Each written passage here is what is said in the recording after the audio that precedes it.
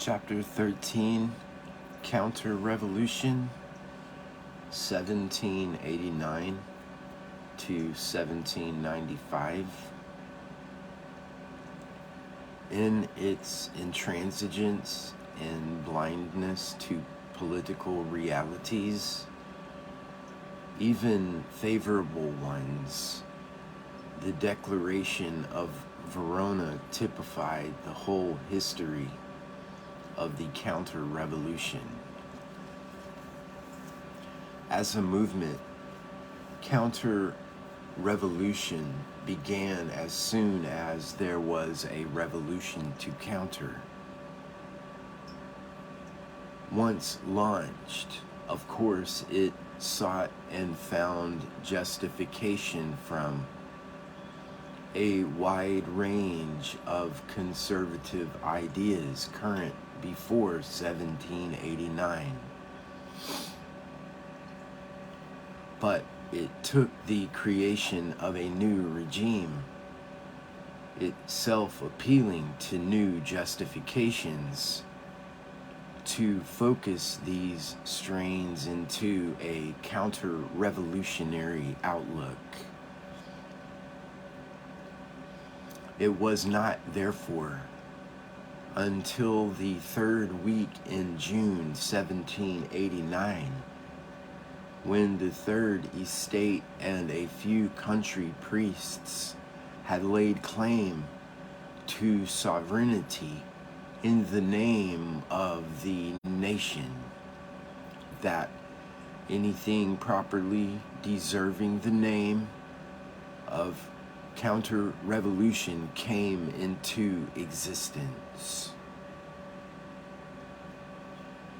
The royal session of 23rd June, when populist concessions devised by Necker were amended without his knowledge by the Queen, Artois and sympathetic fellow ministers, was the first serious attempt to halt the revolution and reverse some of its achievements. The program announced then by Louis XVI was not without concessions to the revolutionary spirit, in granting no taxation without consent, regular meetings of the Estates General, abrogation of binding mandates, individual and press freedom, and a number of other fiscal, administrative, and legal reforms.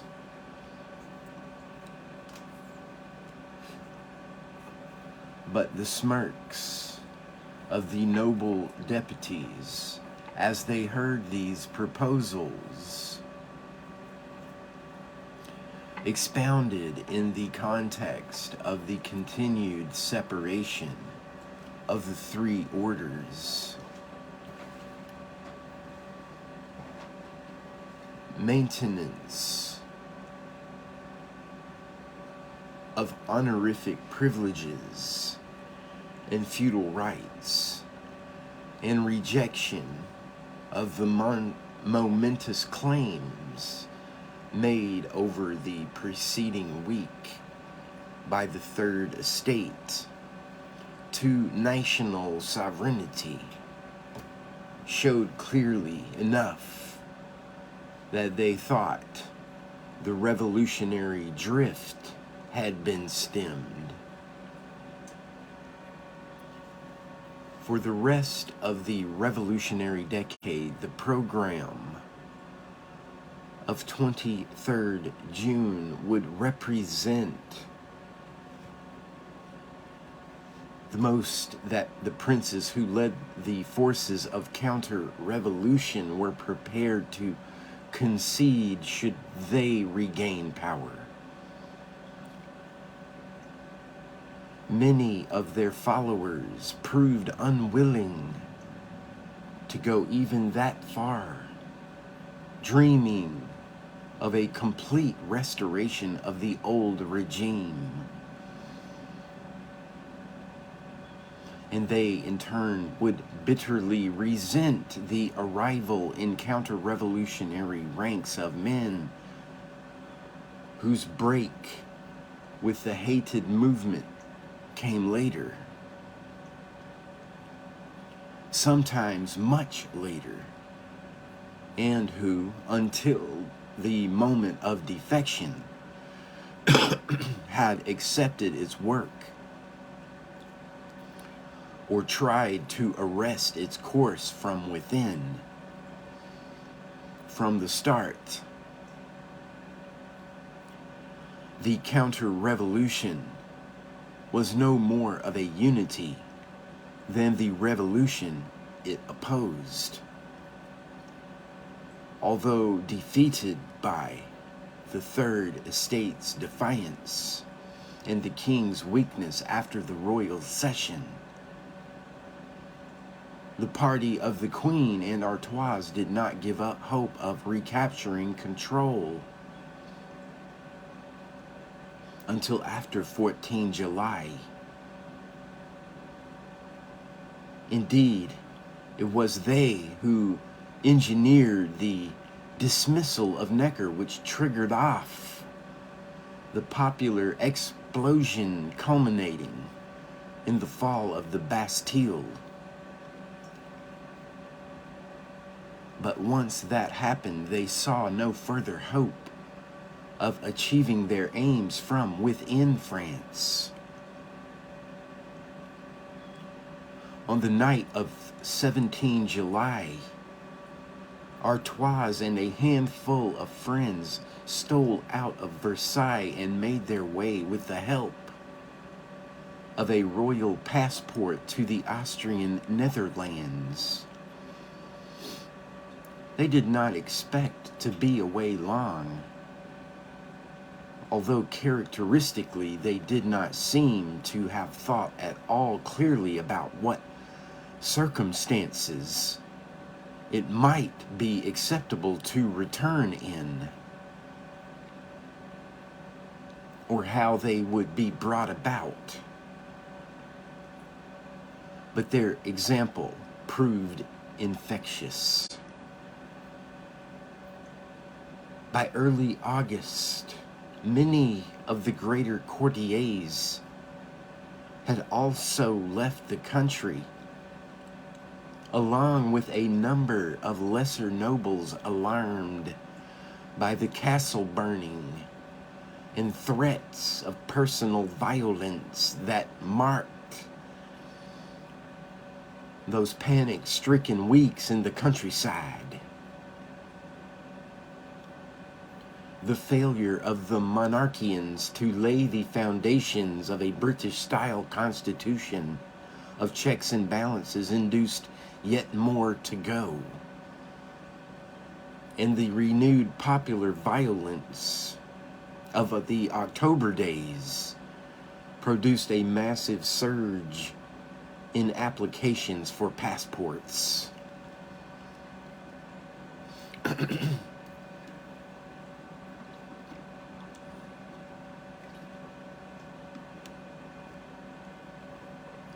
By then, the committees of French émigrés were established just beyond the whole length of the French frontier in Brussels, in Trier, in Mainz, in Basel, in Geneva, in Nice.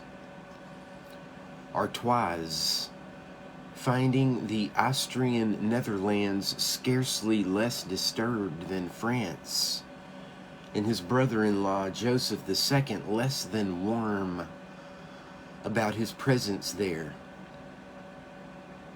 made his way in September to Turin, where his wife's father ruled. There he established a committee of great lords and other nobles to coordinate counter-revolutionary activity.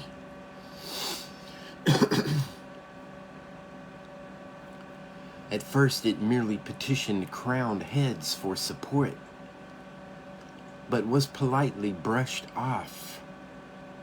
Nobody had much experience of public or international affairs. But soon Artois secured the help of somebody who had. Calonne, who, after fleeing to England in 1787 to escape prosecution by the Parliament of Paris, had married a rich heiress and was now prepared to put his wealth and expertise at the service of the monarchy he had vainly sought to save from the difficulties it was now in. After initial resistance from Victor Amadeus III, who feared French reprisals in the form of attacks on Savoy or Nice, Calonne was eventually brought to Turin in November 1790, having already advised the émigré princes and served as their plenipotentiary in London for the best part of a year. By then, the first signs of counter-revolution had begun to appear within France. In December 1789, the Marquis de Favre, a former soldier with no contacts in Turin but ambiguous links with Provence, the royal brother who had not emigrated, was arrested as he conspired to rescue Louis XVI from Paris with an armed band who would spirit him to the frontier. Favre was hanged for treason in February 1790. Incidentally, the first noble to suffer the commoner's capital penalty. During the trial, the king felt it prudent to make a public avowal before the assembly of his loyalty to the Constitution, much to the fury of the émigrés when they heard about it. Although we had long been prepared for it, wrote the Prince de Condé to Calonne, we were as sensitive as you may imagine to this excessive humiliation of the head of our house.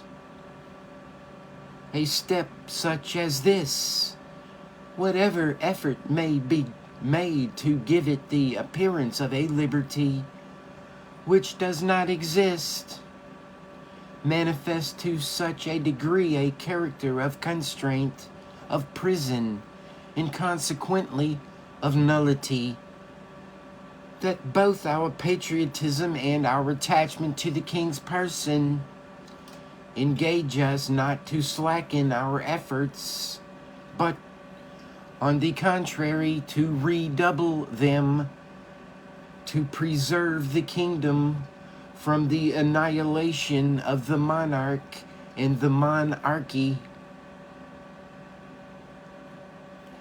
Nor was this ambition confined to them.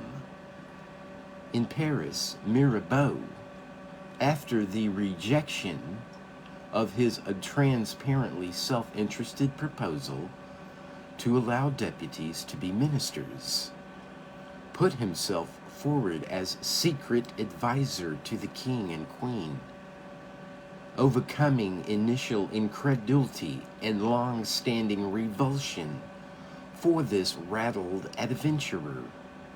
From March 1790, the royal couple paid Mirabeau for support in the assembly and regular advice.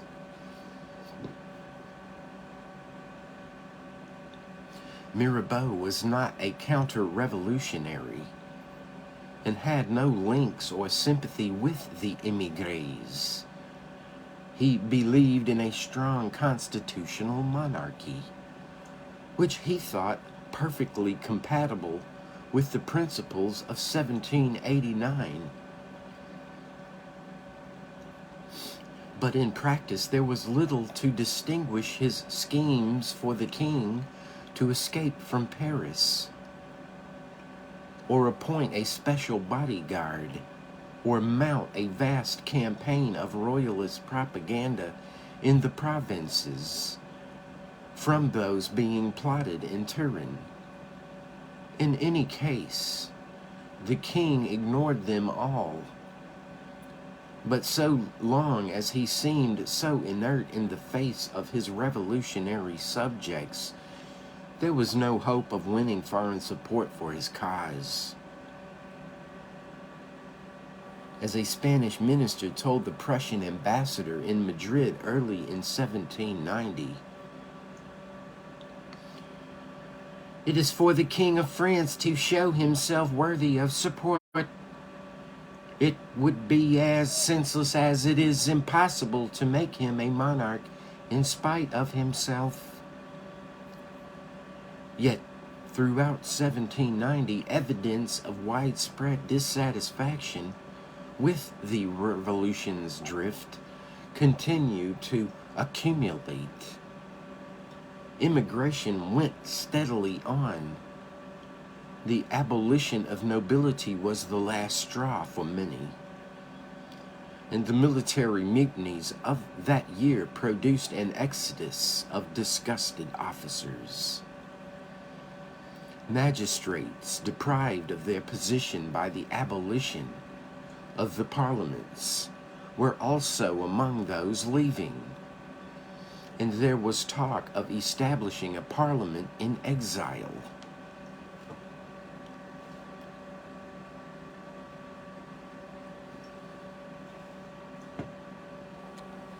Prelates and priests, meanwhile, appalled by the assembly's radical religious policy, began to appear in the more faithful Catholic countries surrounding France. And it caused a sensation on both sides of the frontier when one of the foremost radicals of 1789, Mounier, crossed into Switzerland in May.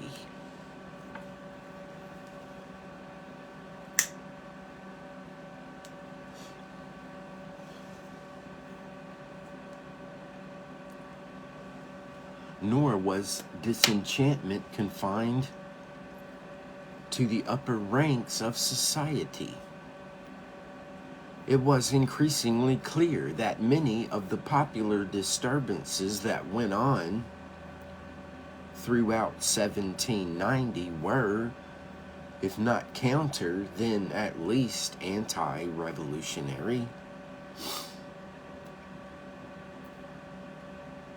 The most spectacular was undoubtedly the bagarre at Nimes in June, when pro-revolutionary Protestants defeated with massacre an attempt by Catholic National Guardsmen to take over the city. Both sides were driven on by traditional sectarian antagonisms, destabilized and sharpened by the revolution's reforms. But the Catholic leader Froment was in touch with Turin and had been condemned for his counter-revolutionary fervor by Artois himself. His most reliable men openly sported the white cockade of the Bourbons and made no secret of their contempt for the National Assembly. For them, the bagarre was a defeat. But in the longer term, the massacre reinforced Catholic royalist sentiment throughout the Midi by providing martyrs.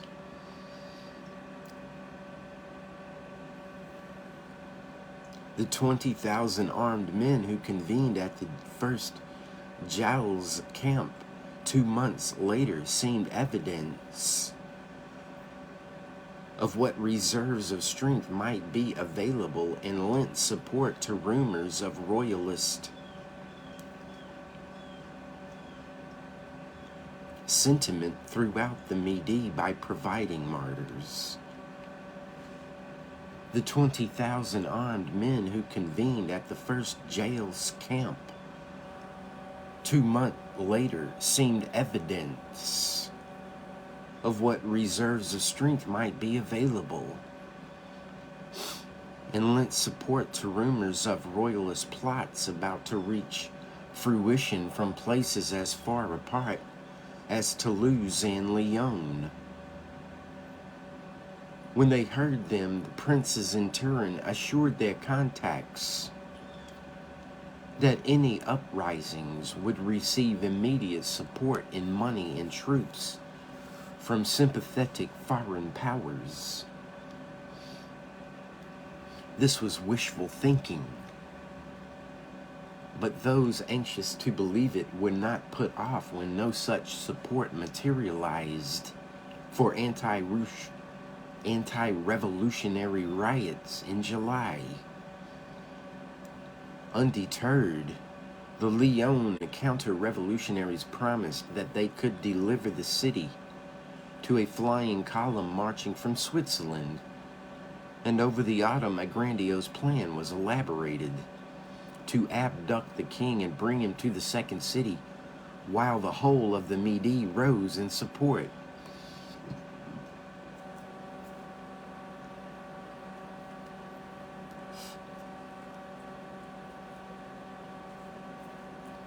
Louis XVI was warned, and a date set in December for the uprising. But the king refused to cooperate, and even asked Victor Amadeus III to prevent his brother and cousins from leaving Turin to set the plan in motion. He thought it too dangerous. And certainly in the course of December, the whole plot was discovered amid a renewed round of arrests and executions in Lyon. The furious princes vented their frustration on their host, and full of recriminations, in January 1791, they left Turin in search of more congenial quarters further north. Yet Louis XVI had not given up hope of escape. At this very moment, in fact, he was beginning to consider a new project devised by Mirabeau involving a royalist grouping in the Assembly, a nationwide network of secret agents, and at a ripe moment, a dash by the royal family for the eastern frontier.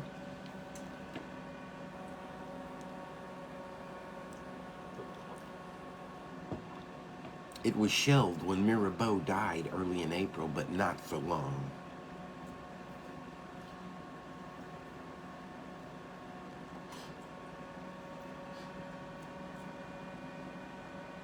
And in the meantime, counter-revolution had begun to affect the Assembly itself. A number of noble deputies had already immigrated, including the leading monarchians. Mirabeau's brother, the obese Mirabeau Tonneau, and Count d'Entragues, a bitter enemy of absolute monarchy in 1788, but soon to be the main coordinator of royalist secret agents. Others chose to stay and tried to discredit the Assembly by fomenting extremism and confusion. Among the latter were Cazals, a magistrate of recent nobility, who believed that every step taken since, and including The merger of the three orders had been retrograde, and Marie, a self-made cleric who was particularly outraged by the Assembly's ecclesiastical policy, whose dire consequences were only fully revealing themselves that spring. With grim masochism, such deputies were welcoming and even voting for the most radical measures by the spring of 1791. Increasingly convinced that the worse things got, the sooner the new order would collapse. "Let this decree pass," Maury called to Casals during a contentious debate in January. "We need it. 2 or 3 more like that, and all will be over."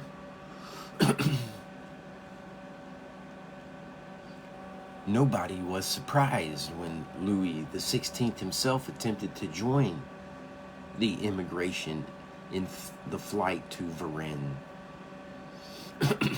It had been rumored for months, and the escape of the king's aunts to Rome in February was seen as a first step, which the monarch himself soon intended to follow.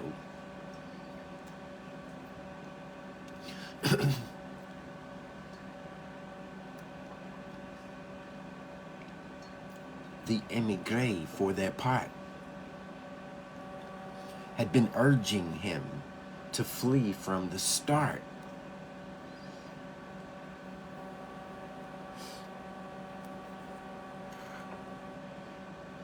But the timing of the escape attempt was set by the royal family alone. Artois had no prior warning, and even the Emperor Leopold, whose troops were expected to mass along the frontier in Belgium to receive the royal fugitives, only learned of the plan just over a week in advance. But the flight transformed the prospects for counter-revolution, even though it failed.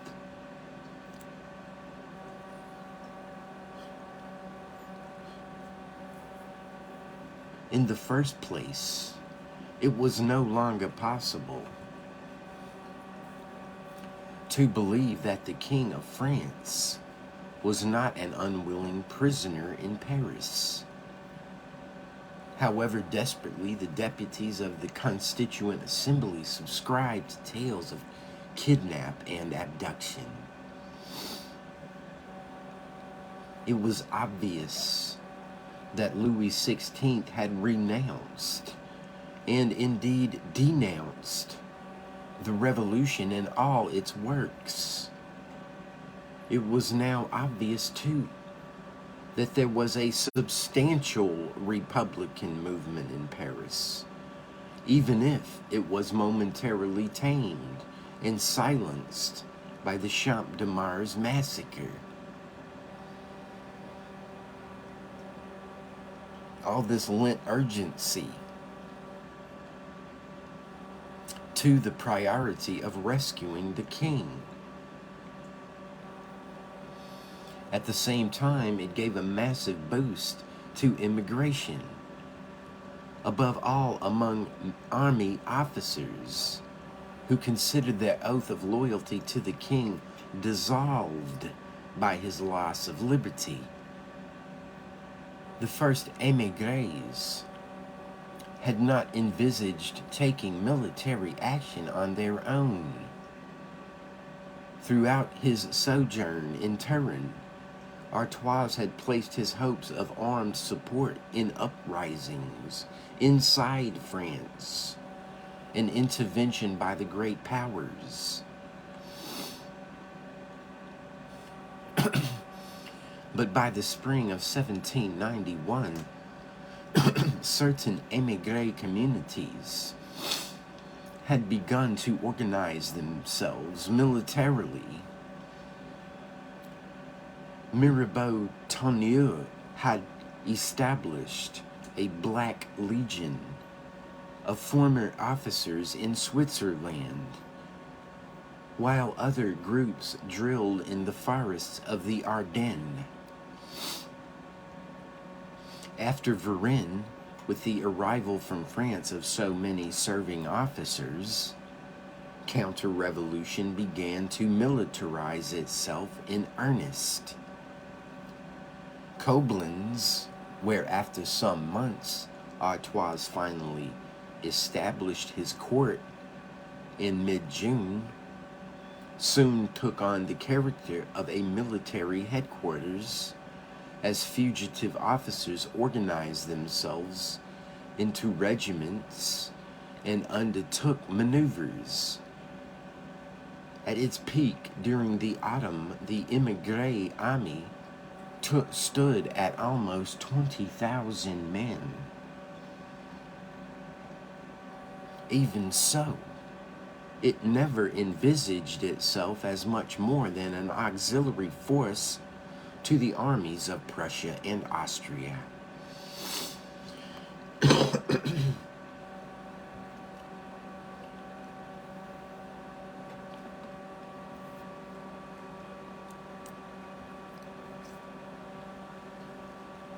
For another result of the Varennes crisis had been to induce the powers for the first time to take seriously the prospect of intervention in France.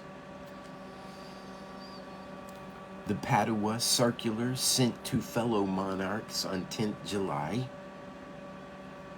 and the Convention of Reichenbach with the Prussians 2 weeks later showed that Leopold II was at last being stirred by the fate of his sister and brother-in-law. Whether, after an initial wave of emotion, his intention was to do anything very positive seems doubtful. But the émigrés, cheered by the arrival in their ranks of Artois' elder brother, Provence, who fled at the same time as the king and evaded capture, were enormously encouraged by this imperial show of action.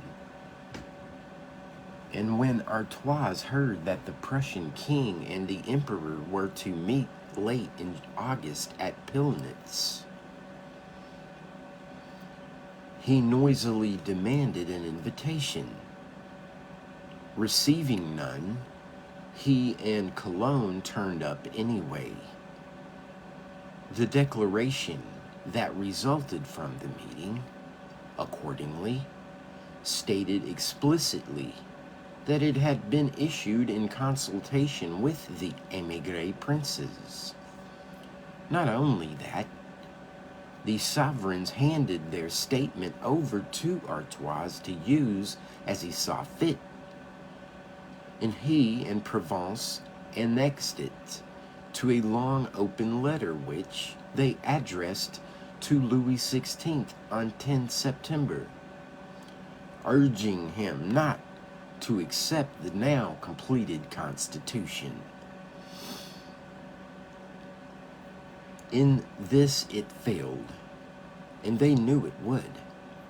The Queen had already told them that her husband would accept the Constitution despite private abhorrence. But the prince's letter is interesting as the first explicit manifesto of the expatriate counter-revolution. The Constitution, they argued, had no legitimacy, since it was the work of an assembly that was not the Estates General, and any sanction the king might give was also invalid, since it would be patently given under duress. Illegitimate, too, were the culpable, appalling, abusive, ruinous, and outrageous policies the Assembly had pursued. Its destruction of the orders of society, its attack on the church, its subversion of the army, its devastation of the economy, its attacks on property. The king was sworn, since his coronation, to uphold the fundamental maxims of the kingdom.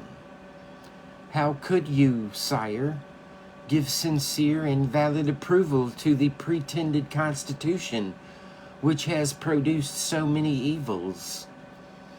Holder in trust of the throne which you have inherited from your ancestors, you may not either alienate its primordial rights or destroy the constitutional base on which it rests. Should such a betrayal occur, the princes would know their brother was not a free agent and would refuse to accept it as sincere.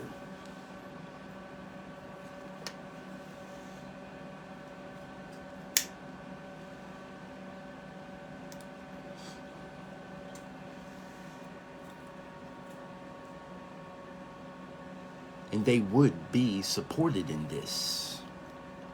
They quite unjustifiably claimed by the armed forces of the whole of monarchical Europe.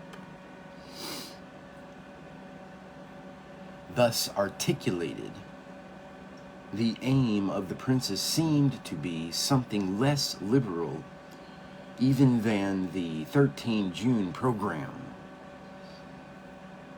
They did admit the legitimacy of the Estates General, and they seemed to allow that there had been abuses needing remedy under the old orders since they castigated the National Assembly for going beyond the demands of the cahiers. But their main concern was to see a free king with his own legislative power and loyal and obedient forces at his disposal to enforce it. The society he would rule over would be, apparently, a complete restoration of the old regime.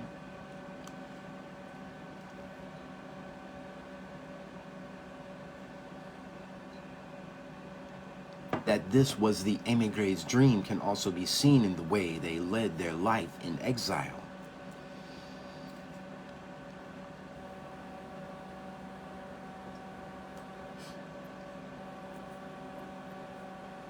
The innumerable nuances and petty snobberies of noble life before 1789 were reproduced and magnified in the princely courts of Turin and then Koblenz. Quarrels of precedence were loudly pursued. When they began to arm themselves, some regiments excluded nobles of recent lineage. And when newcomers arrived, they were exhaustively scrutinized for their nobility, their political record since the 1780s, and their reasons for not leaving earlier. "I was worn out," wrote one seasoned officer, "with a string of silly questions like an interrogation. I confess that this beginning displeased me greatly and made me regret all the efforts I had made to come thus far." Casals, who went to Koblenz after Varennes, returned home in disgust. So did Françoise Souliot, a journalist of impeccable right-wing credentials. And towards their Italian and German hosts, the émigrés often behaved with lofty indifference. leaving a trail of unpaid bills once the monies they brought out with them were exhausted, pushing up local prices and disrupting everyday life with their routes and military exercises. Yet, they were not all petulant, posturing egotists concerned only for their lost powers and privileges. Many had taken considerable risks and abandoned their families and property to join the princes. And the latecomers, so despised by more hardened exiles, found the process of immigration far more hazardous than the first affluent semi-tourists expecting an early, painless return. Many were sincerely moved by the fate of the king after Varennes, and had their course dictated by a romantic, irrational loyalty.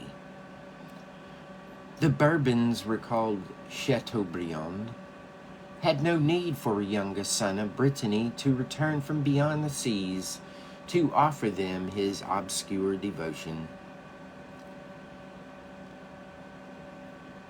Yet, on hearing of Varennes in America, he at once took ship back to Europe, passing through a France that confirmed all his worst fears, and joined the exile army. And he and many like him, former officers all, were content to serve in the ranks of émigré regiments.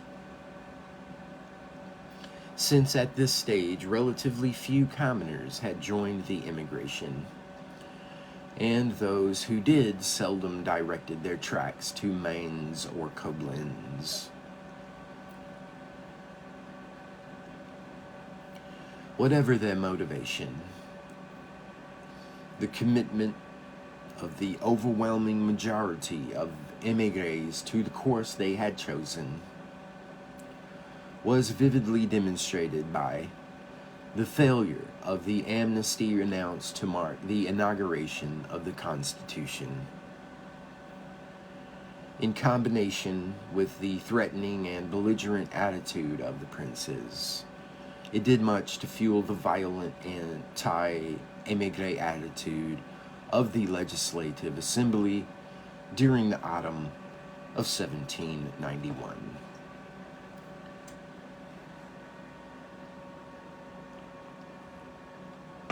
But the princes and their followers really believed that their moment was at hand.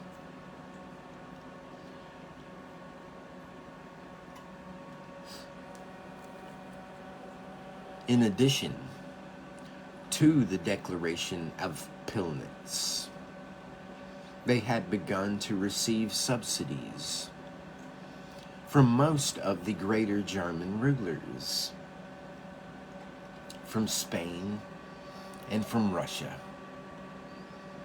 In all, they received 6.5 million livres, with which they bought arms and equipment and hired mercenaries to strengthen their forces. The paranoia in Paris about their activities could only increase their sense of their own importance and military value. But over the autumn, disappointment once more set in. The subsidies dried up, and the powers did not move. When threatened with French military action if they did not remove the émigré army from their territories, the Rhenish prince-bishops hastened to comply and ordered the regiments to disband. They were already falling apart anyway for lack of equipment, arms, shelter, and even food. Some degenerated into little more than bands of marauders living off the country. These developments were all the more dispiriting in that the émigrés were convinced that more and more people within France were being alienated by the continued radical impetus of the revolution, and that the moment royalist forces invaded the kingdom, there would be spontaneous uprisings to support them.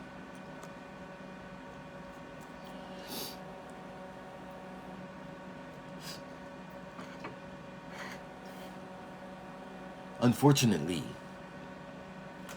the two positions were not necessarily linked. There is no doubt that disenchantment with the revolutionaries, with the revolution's achievements within France, was widespread and growing. To all the administrative, institutional, fiscal, and professional upheavals brought about by the reforms of its first 2 years, the clerical oath of November 1790 had added religious schism, as those opposed to the new church policy were forced to declare themselves against the whole revolution.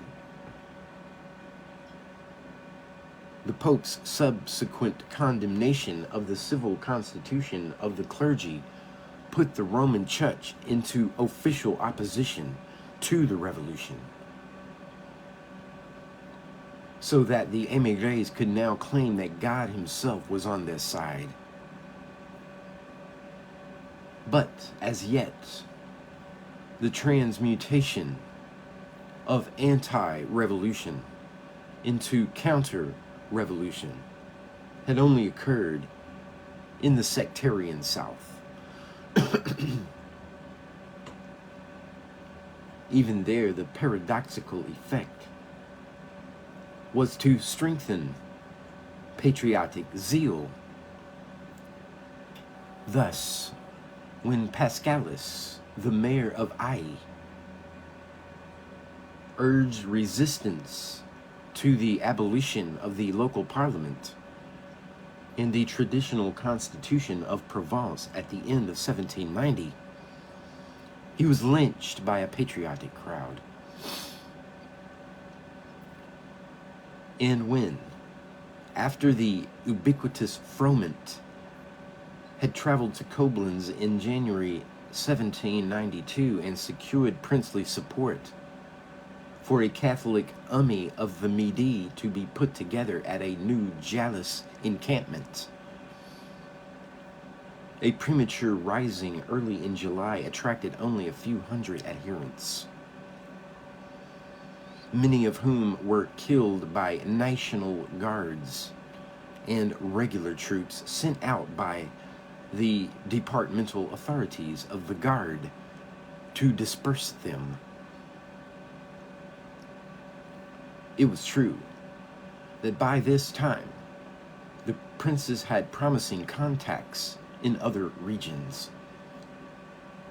A Breton nobleman unreconciled from the start to the loss of his native province's independent character, the Marquis de la Rouerie, appeared at Koblenz in May 1791, claiming to represent a counter-revolutionary Breton association, of which he proposed to establish branches, or at least link men, in all the coastal towns of Brittany.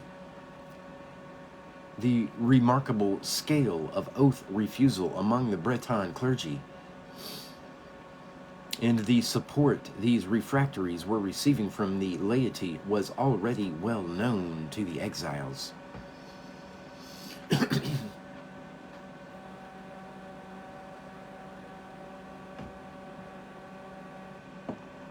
Accordingly,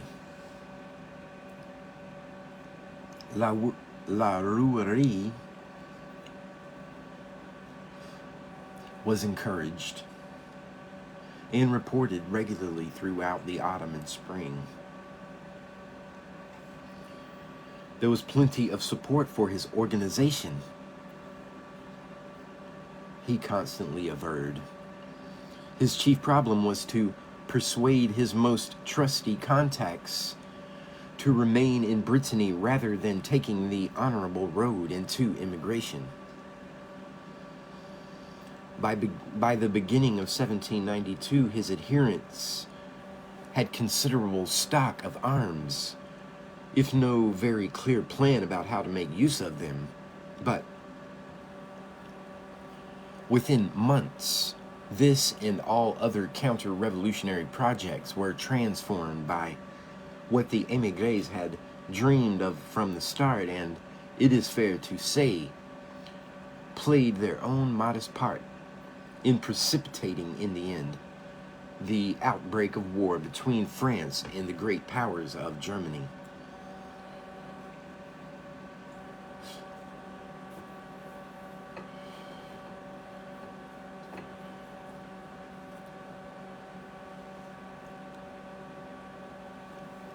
Once again, their hopes soared.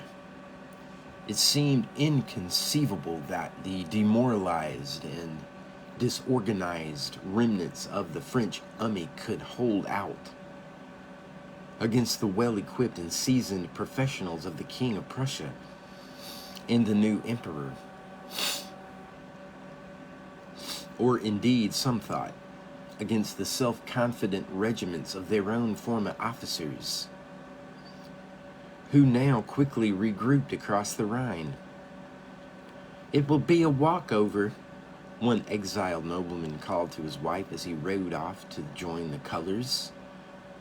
Artois even doubted whether the help of the Prussian army would be needed. But elation soon gave way to suspicion and frustration. The Prussians, to whom most of the émigré regiments attached themselves, moved forward very slowly, insisted on keeping their counter-revolutionary allies in the rear, and starved them of supplies and equipment. They even talked of making political compromises once they reached Paris with the Feuillants, whom, as with the monarchians before them, the émigrés hated even more than Jacobins and demagogues. Worst of all, the invaders were stunned to find that the population along their route did not rally to them with open arms. "The enemy," noted one, "has formidable artillery and is not as contemptible as we thought. Nobody is coming over to us as had been hoped, and we have not noticed that opinions have changed in the territory we have taken." In such an atmosphere, the ferocious threats of the Brunswick Manifesto were bound to be counterproductive. Yet the émigrés welcomed it as the best way to deter the Parisians from attacking the royal family. In the event, it helped to precipitate such an attack. But the overthrow of the monarchy on 10 August left émigré circles largely unmoved. In their eyes, it had long been overthrown already, and the priority was to rescue the king whether he still sat on the throne or not.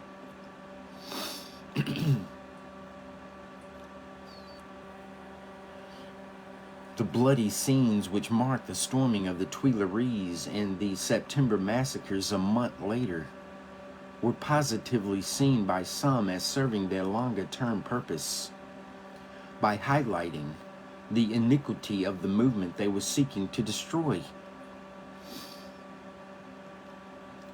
The real blow to the émigré cause was therefore Valmy.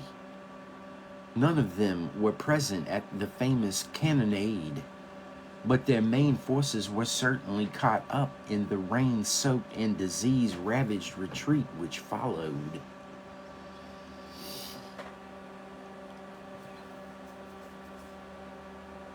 with the exception of the regiments of the Prince de Condé, which had remained in Baden throughout the invasion. The émigré armies fell to pieces, fleeing headlong before the Republican forces as they now overran the old refuges in Belgium and the Rhenish electorates.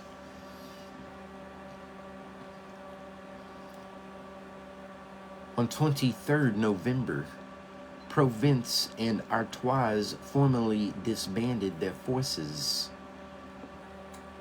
A diaspora began, which carried French exiles to every corner of unconquered Europe except Prussia, which gave Provence and Artois modest hospitality in the little town of Ham, but further closed its territory to their followers. It was, therefore, in a state of dispersion and deep demoralization that the émigrés heard in the early weeks of 1793 about their estranged compatriots' ultimate act of defiance, representing the failure of all they had worked for 3.5 years, the execution of Louis XVI. It was counter-revolution's low point. So far, from rescuing and restoring the powers of the Bourbon monarchy, the war the émigrés had helped to foment had destroyed it. The forces they had assembled were scattered. Their German protectors were in disarray, and their links with counter-revolutionary hopefuls inside France completely disrupted.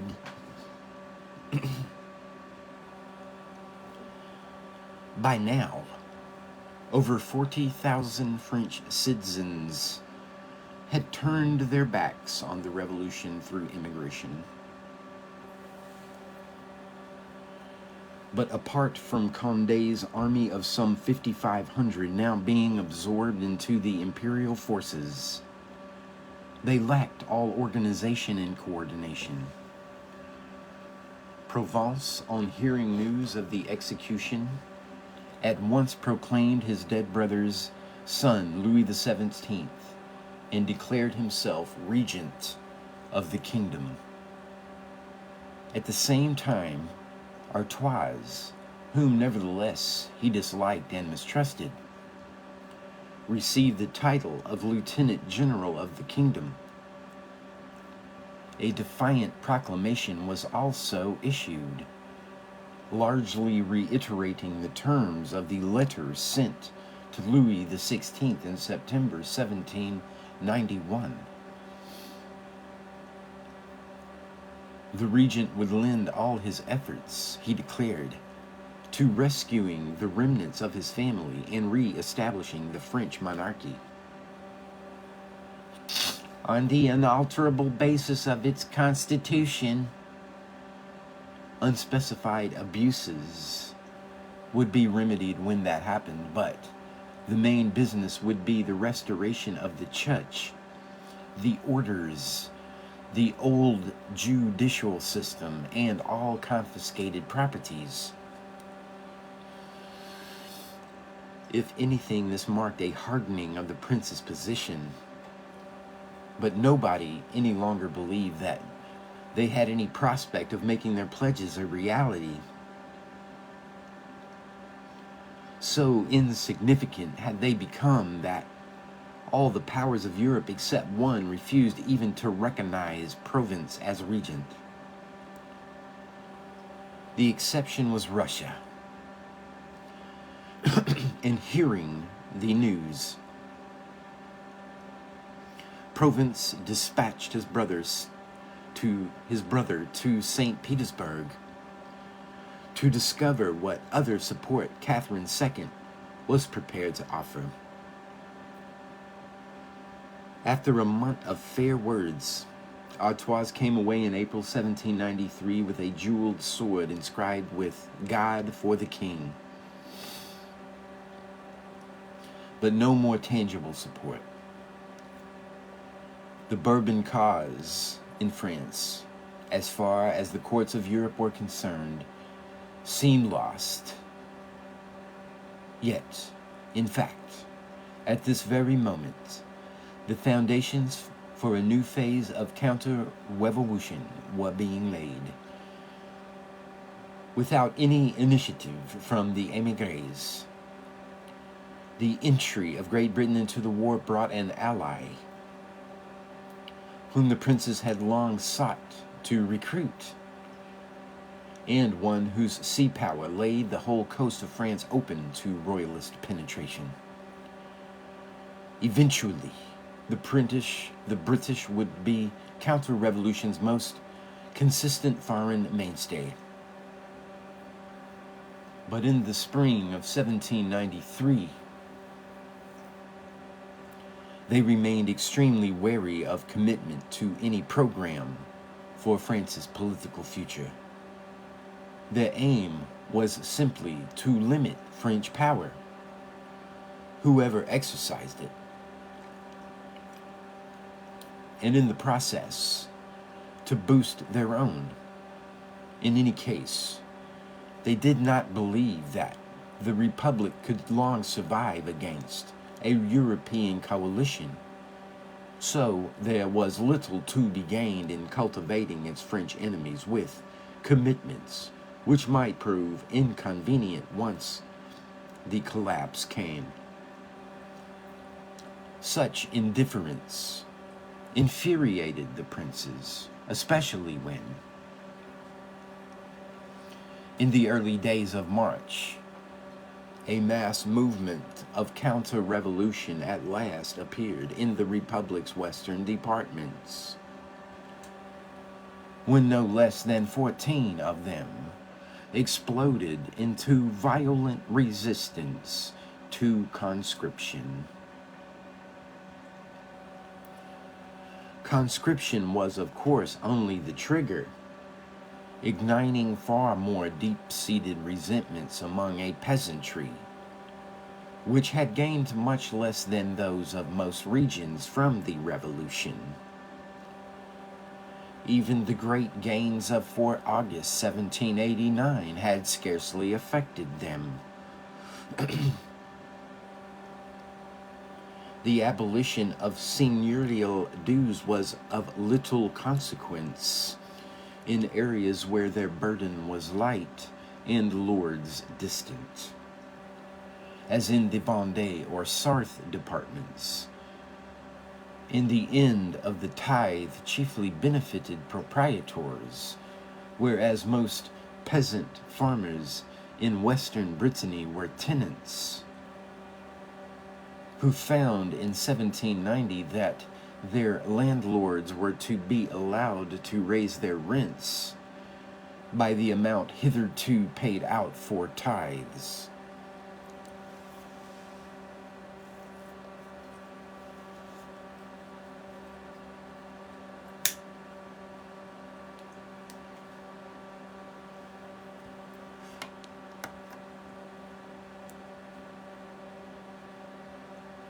The opposition of such regions to the revolution's work as a whole was made plain in the massive refusal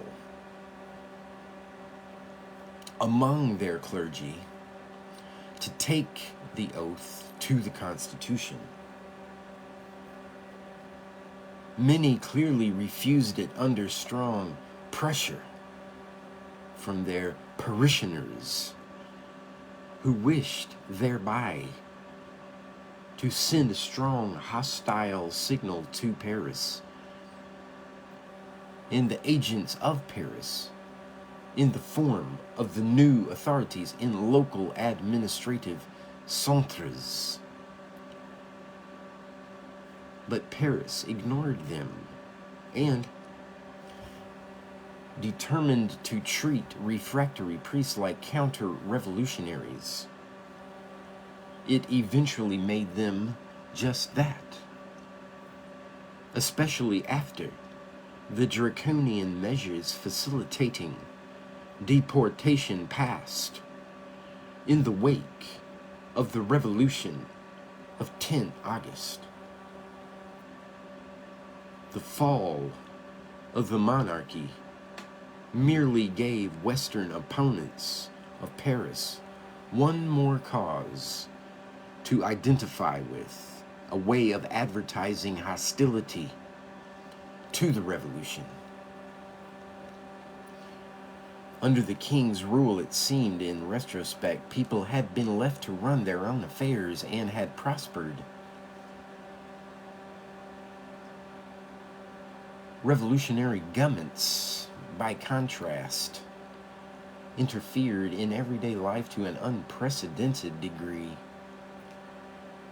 And the result had been a disruption and a rise in the demands of landlords and tax collectors that made the once resented burdens of the old regime seem mild.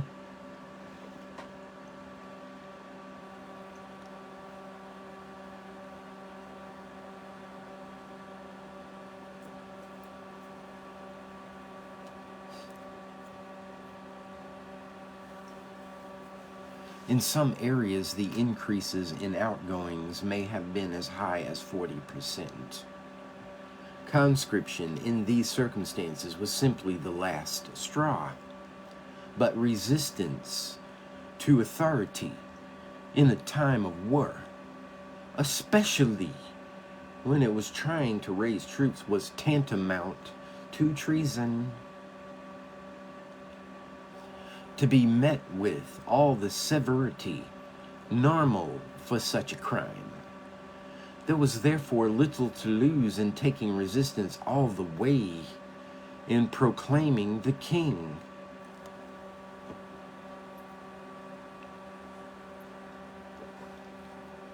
Within weeks of the first incidents, accordingly, the Vendéen rebels were calling themselves a Catholic and Royal Army, adopting white cockades and sashes and Sacred Heart badges and looking for noblemen to lead them, as would only have been natural under the old monarchy.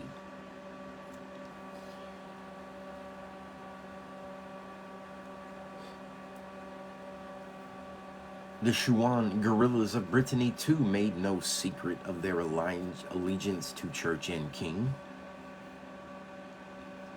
Although they never coalesced like the Vendéens, much energy and effort would be spent over the years by royalist agents trying to get them to do so.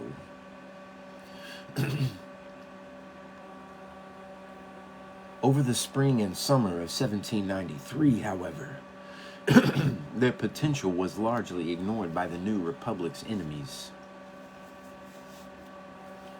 As they watched the great provincial capitals come out against Paris in the Federalist revolt, counter-revolutionaries assumed over-hastily that those who rejected the authority of the convention must favor royalism. Royalists certainly were involved in some of the episodes and sought to exploit all of them. Puiset, for example, struck his first blow for the king in Wimpfen's ill-fated march from Cayenne in mid-July. Lyon in the desperate final stages of its resistance in September relied increasingly for defense on an army riddled with royalists and their sympathizers. And of course, Toulon at the end of August actually called in the British fleet and proclaimed the king. In response to an invitation from the rebels in the great naval port, and with encouragement from the Spaniards, who shared the occupation with the British, late in November, Provence set out from Ham with the intention of going there. But he had got no further than Verona. when news came of Toulon's fall, he made little effort to conceal his relief, and with good reason.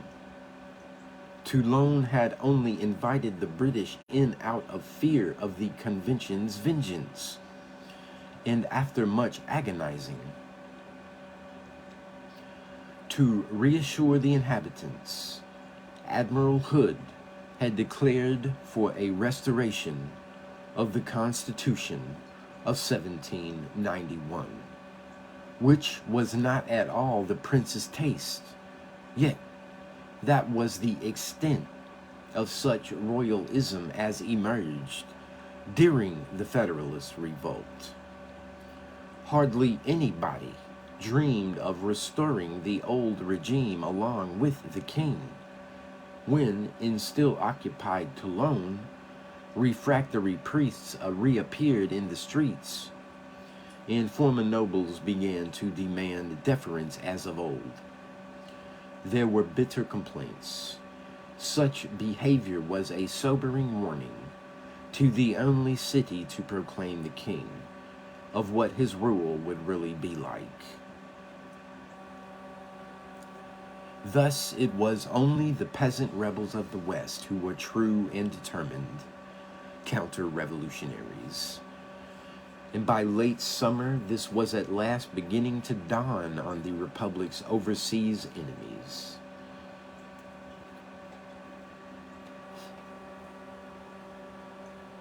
Only in August do the British seem to have begun to think seriously of sending them help. And even then, it was extremely difficult to decide their true strength and who, if anybody, spoke for them.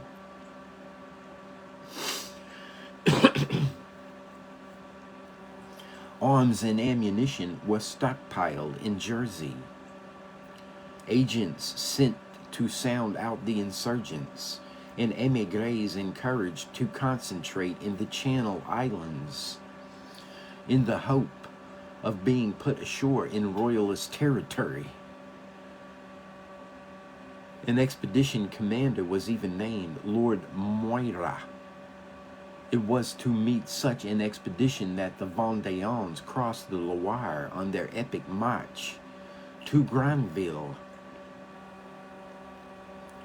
But by the time orders had been given to link up with the Catholic and Royal Army, it was already in retreat, and Moira's ships cruising and signaling offshore in the first days of December received no response. Yet a pattern had been set. Moira's force remained in being for several more months, hoping for another opportunity, and the Vendéens, even after their movement dissolved once more into banditry and opportunism, following the destruction of their army at Le Mans and Savigny, were led to expect further British help. From the spring of 1794, however, the British proved increasingly inclined to send it not south of the Loire, but to the Chouans of Brittany, whom Puiset succeeded in persuading them he spoke for, with fateful consequences.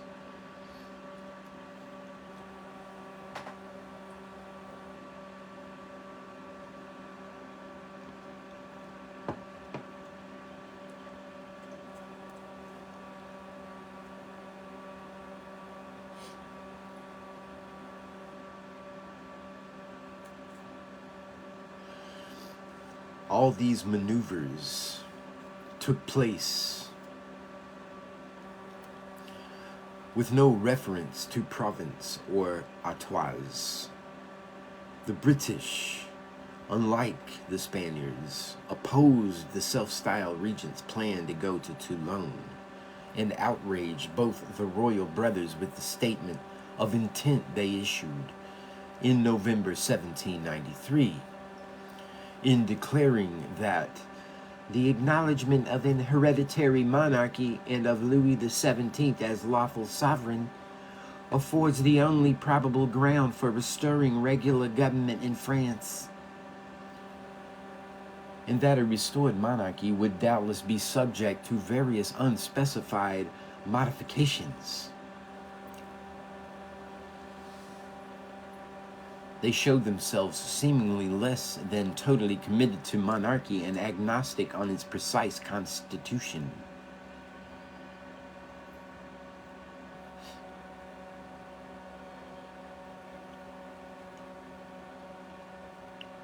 But then, there was no consensus about such matters in counter-revolutionary ranks either. While the princes felt most at home with purers who had left France early and refused to contemplate a restoration of anything beyond what Louis XVI had offered on 23 June 1789, after 1792 the ranks of the émigrés were increasingly swelled by men who had helped to construct the Constitution of 1791 and still believed it could have worked with certain changes.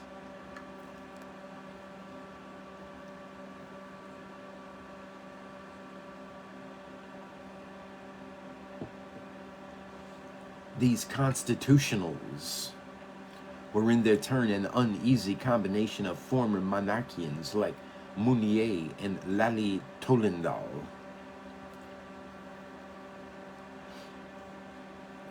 Feuillants like the Lameth brothers and Duport, and more consistent right-wing ex-deputies Montlosier, Malouet.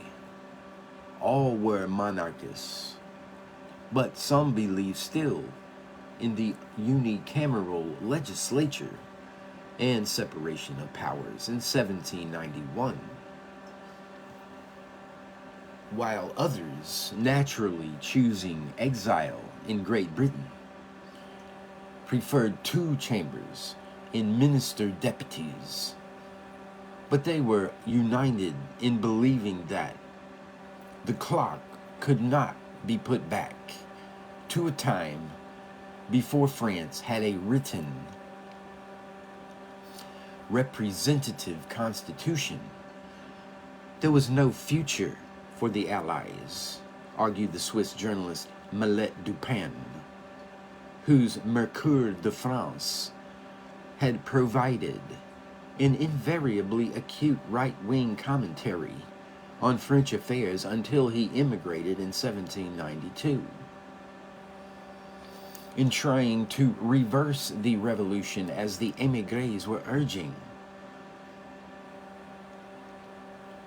he even doubted by the time he published his considerations on the nature of the revolution in France and the causes which prolong it in August 1793,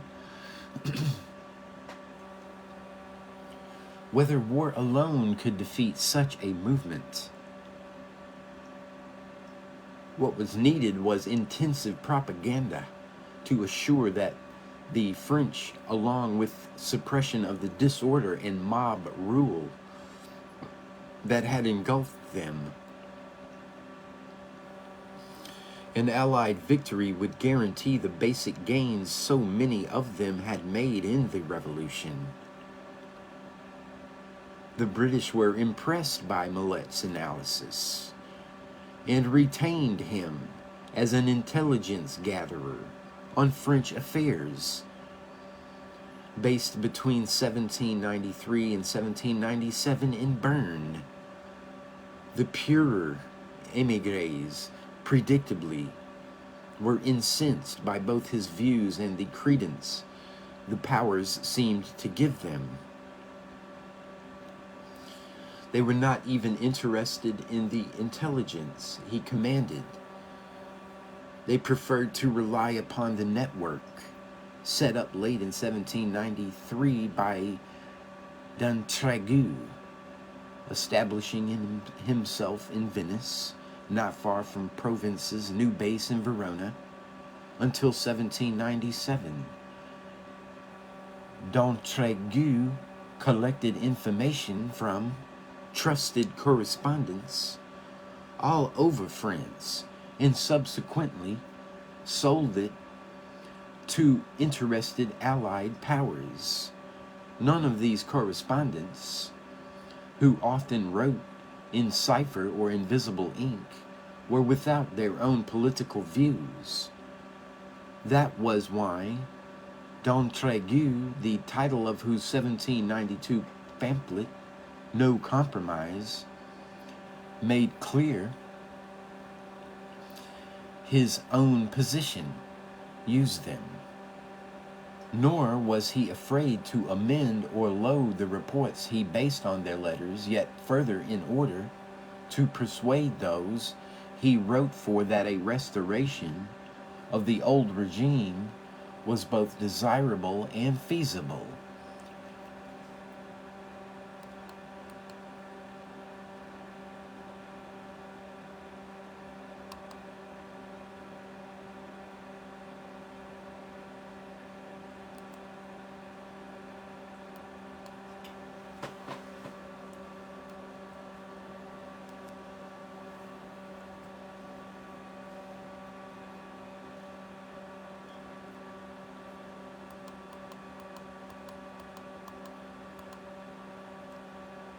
The problem he faced, like Millet Dupin, was that the Allies refused to rely on him alone for their information and political analysis.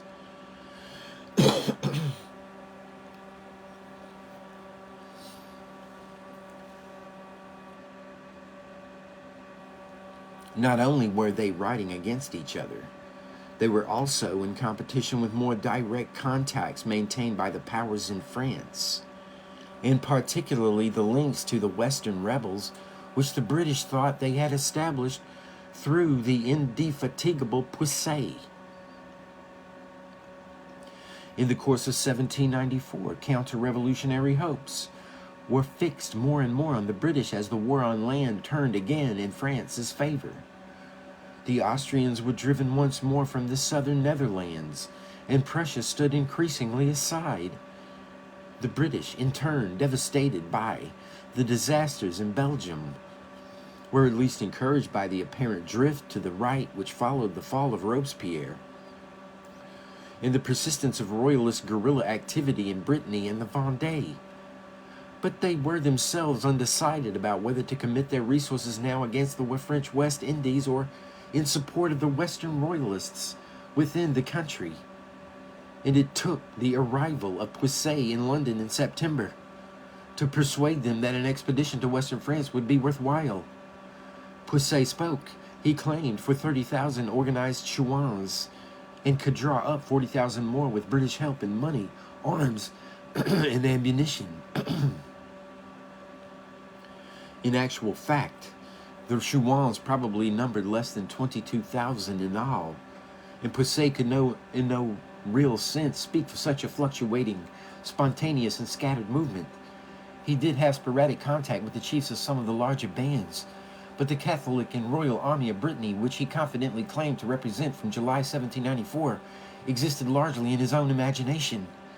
The Chouans were undoubtedly proving enormously disruptive, as only guerrillas can. Few parts of the Breton countryside were safe from their depredations, and outside the towns, orderly government had largely broken down amid murder of officials, resistance to taxation and conscription, and attacks on official and patriot-owned property. But none of this was militarily useful, and the Chouans never showed any sign of being able to capture and hold a port, which ever since the fiasco at Granville, the British Navy had insisted must be the essential precondition for any amphibious operation. Yet, Puiset was persuasive and impressed Pitt, as the triumphant Republican armies systematically removed every other possibility of a firm continental foothold over the winter of 1794 to 95. The British government found the idea of a major initiative in Brittany increasingly attractive and began to build up supplies once again in the Channel Islands.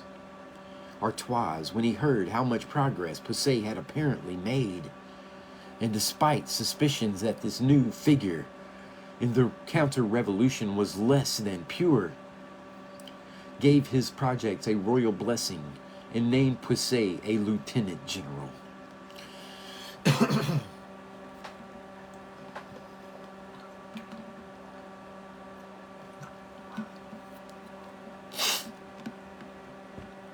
Yet, long before an expedition finally set sail late in June, the odds against its succeeding were mounting. Within France, the rightward drift of politics over the spring of 1795 brought the final abandonment of all vestiges of terror as a method of government, and the harassment and even arrest of its leading perpetrators at both national and local level.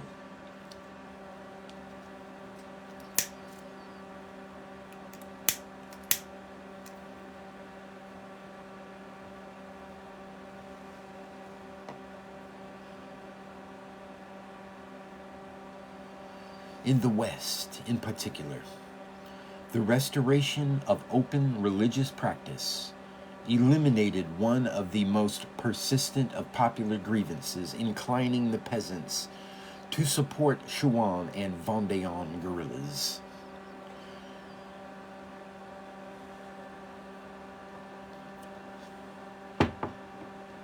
At the same time, the insurgents themselves came under mounting pressure, as their always inadequate supplies dwindled and were not replaced from abroad, the British now putting all their efforts into building up stocks for the projected expedition. The new counterinsurgency tactics of General Hoche brought up guerrilla bands and scattered them.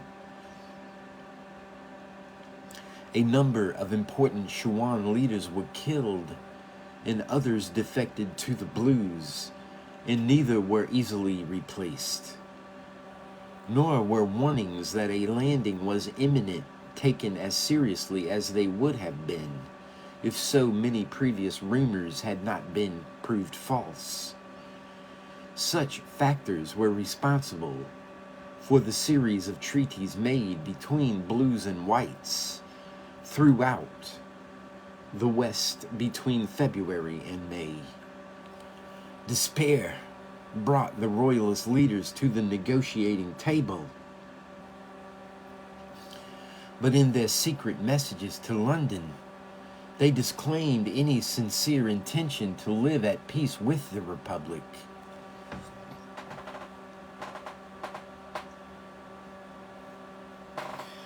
"Tell the British government and the princes," Charette instructed their emissary, "that I signed the peace simply because I feared that my party, given its total lack of powder, would be destroyed in an assault that was being prepared by superior forces. But assure them that I will never make a genuine peace with those who have murdered my king and my country. I am entirely ready to take up arms again. My soldiers are battle-hardened and eager to fight. It is simply prudence which leads me to hold them back until I can fight with advantage."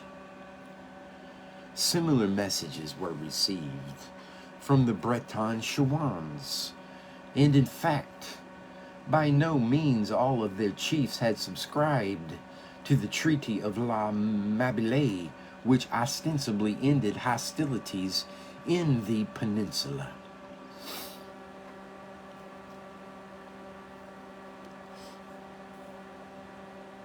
In the light of these assurances, an expedition was finally launched.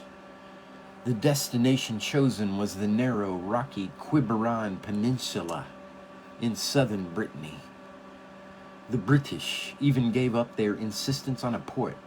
So thoroughly persuaded were they by now that the local Chouans could easily take and defend what was almost a natural harbor. In the last days of June, accordingly, 3,000 men were embarked for Quiberon, with arms and supplies for 70,000. No British troops were to land, at least until a firm bridgehead was established. But Pitt's counter-revolutionary protégés happily accepted that. Too many émigrés were aching for action throughout southern England, and it seemed better all round that the King of France should be restored by loyal Frenchmen. Thus, the spearhead of the force was a mixture of exiles and drafted French prisoners.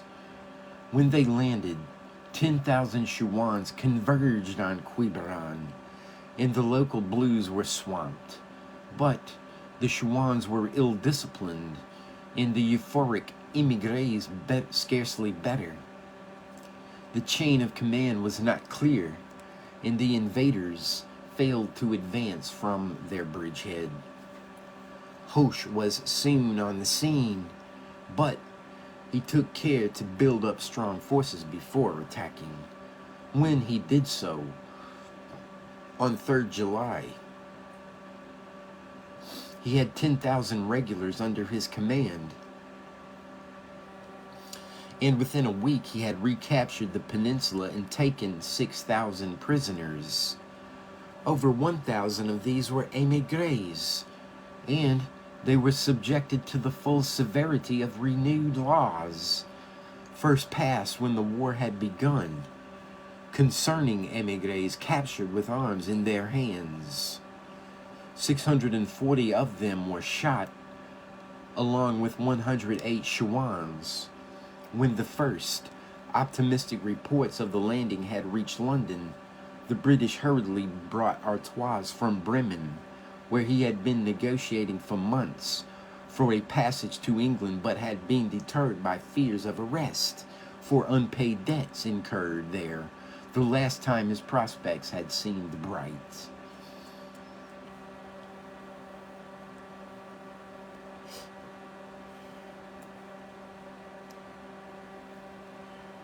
The plan now was to send him back to take command in Brittany.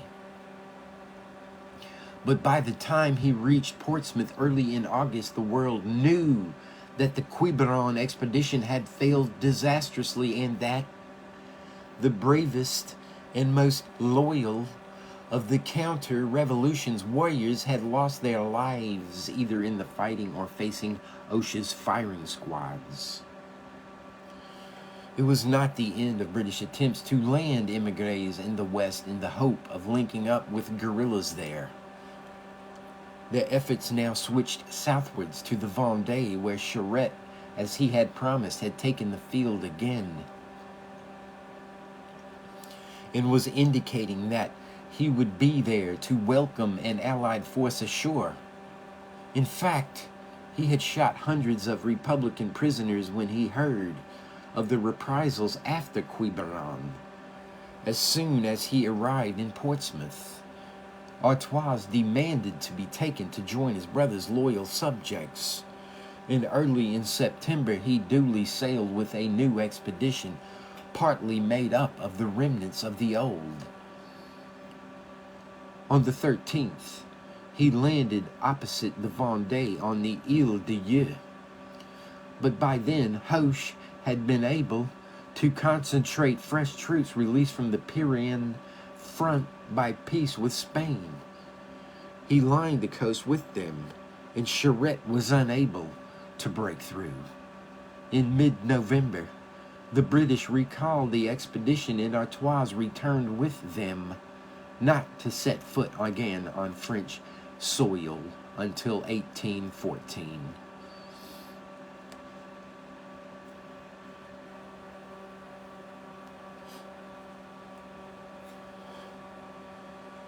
The events of the summer of 1795 traumatized the counter-revolution. Even as the Quiberon expedition was about to set sail, on 8th June, Louis XVII died. The intransigent proclamation issued by his uncle from Verona on assuming the title Louis XVIII not only cut off all hope of cooperation with influential right-wingers inside France, It was also a snub to émigré moderates and constitutionalists, and was so intended by those like d'Entraigu, who had a hand in its drafting.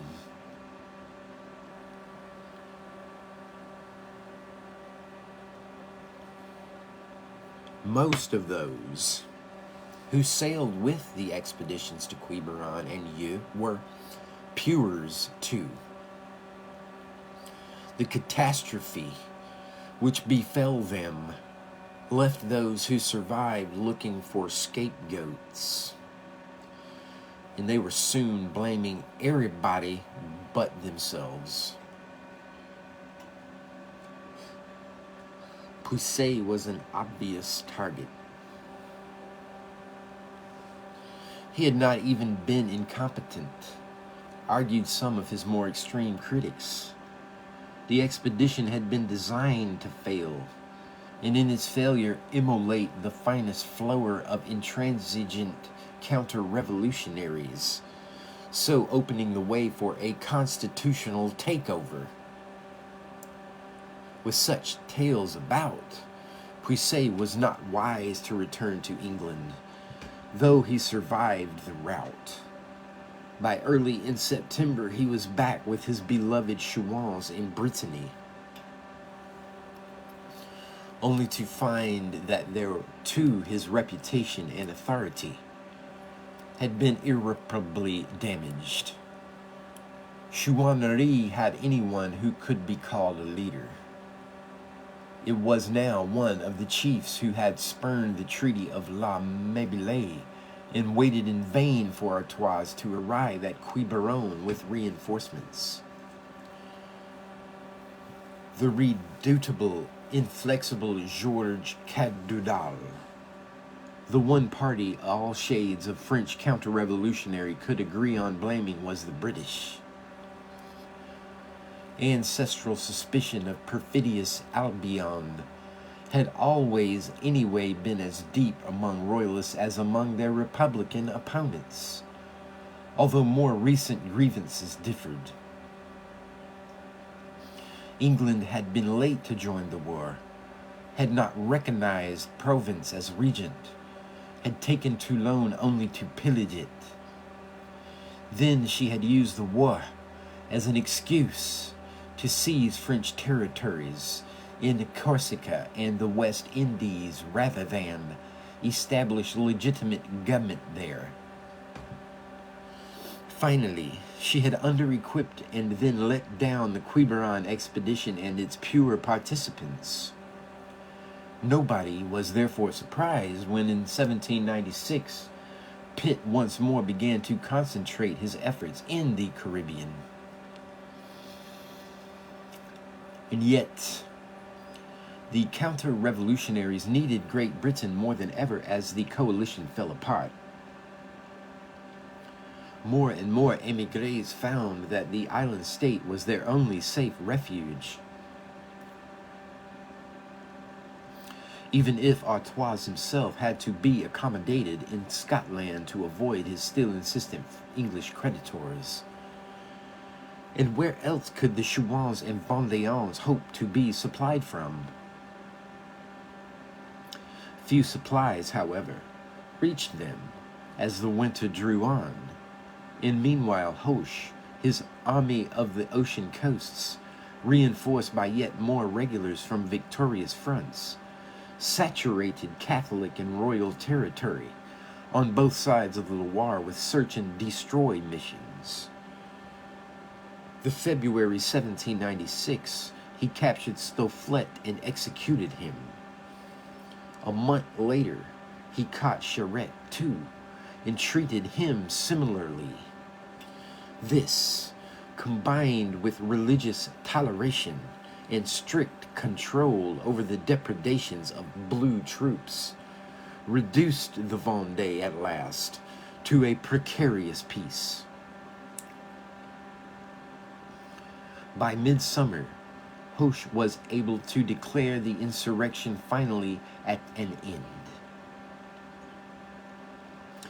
and be proclaimed pacifier of the Vendée, by a grateful directory. By then, too, so many troops had been drafted into Brittany that the Chouans could scarcely make a move. Puiset had reduced to hiding in underground dugouts like some hunted fox. Indeed, by then, Louis XVIII himself was in full flight from those he regarded as his subjects. As soon as Bonaparte's army of Italy crossed the Alps, the terrified Venetian authorities ordered the hapless pretender to leave Verona. He made his way, unauthorized, across Switzerland to join the Prince de Condé's forces in Austrian service along the Rhine. Much had been hoped of Condé's 1,000 or so émigrés the previous spring, as the White Terror swept along the Rhone and scores of Jacobins were massacred in Lyon. There were plans for the Austrians, spearheaded by Condé's émigrés, to make a lightning strike into Franche-Comté and then south to link up with the Lyonnese royalists. The British provided money to retain agents throughout the region, and both they and the Austrians were intrigued to hear that the French commander on the Rhine, Pichegru, the conqueror of Holland and the avenger of the Prairial uprising in Paris, was considered susceptible to royalist advances. In the end, he was, but in the summer of 1795, attempts to win him paralyzed any further action. The year concluded with a formal truce along the Rhine and no help for the plotters in Lyon.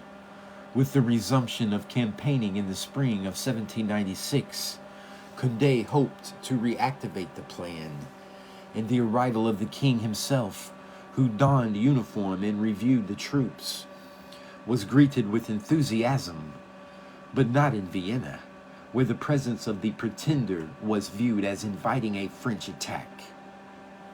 The emperor, who, like most other rulers, had not yet even recognized him as Louis XVIII, ordered him to leave. Shortly afterwards, an unidentified gunman tried to shoot him. Was nowhere safe? The only host he could find for the moment was a grudging Duke of Brunswick, whose army in 1792 had failed to rescue his brother. So it was from Blankenberg, in a nasty little town, in a nasty house, kindly, badly furnished, if at all, that he watched the French Republic's army sweep to victory over their last continental enemy during the ensuing months. Counter-revolution, therefore, in the sense of the armed overthrow of the French Republic and many of the innovations it stood for, was defeated by the time the land war came to an end at Leoben in April 1797. 3 days after these preliminaries were signed, French troops arrested d'Entraigues as he fled from Venice. Under questioning, on one occasion by Bonaparte himself, he revealed a good deal about his spy network, including information that damned Pichegru. Subsequently, he was allowed to escape, but the effect of what remains an exceedingly murky episode was to ruin his credit with Louis XVIII and his fellow émigrés.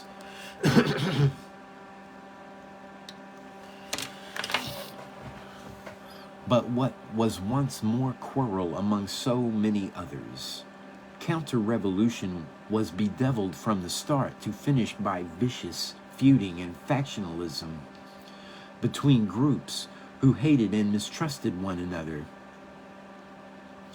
Often it seemed more than revolution itself. By their own efforts, the bickering émigrés never had any chance of arresting or moderating, much less reversing the march of events in France. All they sometimes succeeded in doing by their antics was to help push things to greater extremes, which only the more crass among them expected to advance their cause. They needed help.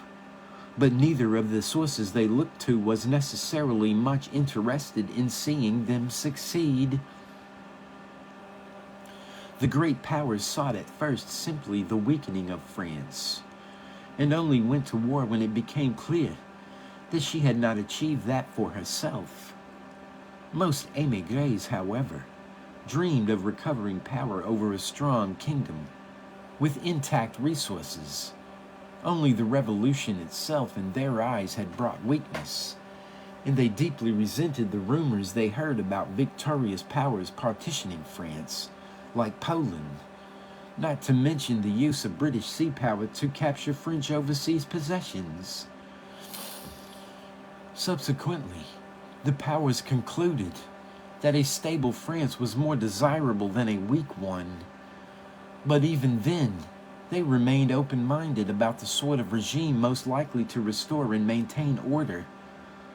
Their commitment to monarchy of whatever type was never more than conditional, and even in 1797, Louis XVIII was only recognized by Russia and Sweden. Only sporadically did the great powers, always pursuing their own interests, regard French counter-revolutionaries as more than a nuisance, a complication, or at best, a catspaw. As to internal counter-revolutionaries, most of them sought little more than to be left alone. Their quarrel was with a revolution that had disrupted their communities and their religious and social certainties, and brought outside interference into every aspect of their lives, without producing enough compensatory benefits. Men in power in Paris, and those who sought to implement their orders in the localities, were too inclined to call any resistance counter-revolutionary. Much of it, however, like the so-called Federalist Revolt of 1793, merely sought to stop the revolution going further. It was only in the Garde, the Vendée, and rural Brittany that mass movements developed. Fighting openly for the church and the king they remembered from before 1789. Even then, their resistance had no national dimension.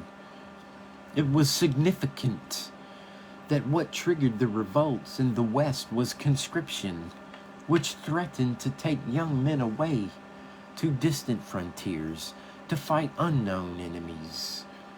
Popular counter-revolutionaries infinitely preferred to fight patriots, constitutional priests, and Protestants on their own doorstep. There were one sortie outside home territory. The Vendéen March to Granville was a desperate bid to attract foreign help as the tide began to turn against them. Resistance would probably not have continued after Savigny without the unrelieved brutality of Republican reprisals over the spring of 1794. Leaving aside the bungling, misunderstandings, and plain bad luck, which blighted the one major attempt of émigrés, foreign powers, and royalist rebels to act together in the summer of 1795. And even if, as the popular leaders constantly urged, Artois had come to the mainland and raised his standard, it seems doubtful whether the peasant counter-revolutionaries of the West, however numerous on their own ground, would have willingly set out march as far as Paris. And if they had, they would surely have been stopped on the way by the most seasoned and successful soldiers in Europe.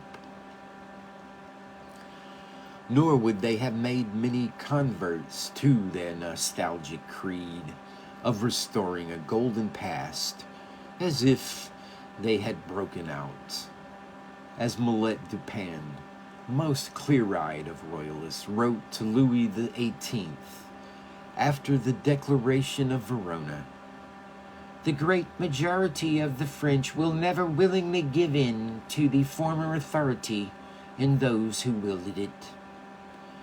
That did not mean there was no support for a limited constitutional monarchy, repugnant though the new king and his entourage might find it.